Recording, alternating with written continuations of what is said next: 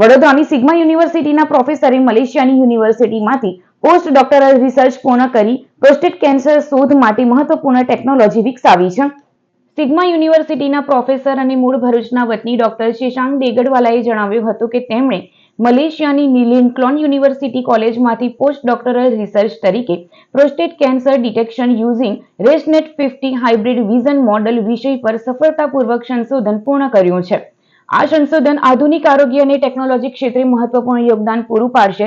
Doctor દેગડવાલાએ વધુમાં જણાવ્યું હતું કે તાજેતરમાં કરાયેલ સંશોધન એક હાઇબ્રિડ ડીપ લર્નિંગ આર્કિટેક્ચર પર આધારિત છે, જેમાં રેસનેટ 50 અને વિઝન ટ્રાન્સફોર્મર મોડલને એકસાથે જોડીને પ્રોસ્ટેટ બાયોપ્સી ઇમેજમાંથી ગ્લેસોન પેટર્નની ઓળખ કરવામાં આવે છે. આ ટેકનોલોજી કેન્સરની ગંભીરતા નક્કી કરવામાં મદદરૂપ બનશે, જેના કારણે સમયસર અને અસરકારક સારવાર શક્ય બનશે. આ સંશોધન મેડિકલ ક્ષેત્રે એક નવી સિદ્ધિ ગણી શકાય, જે ભરૂચ માટે ગૌરવની બાબત છે.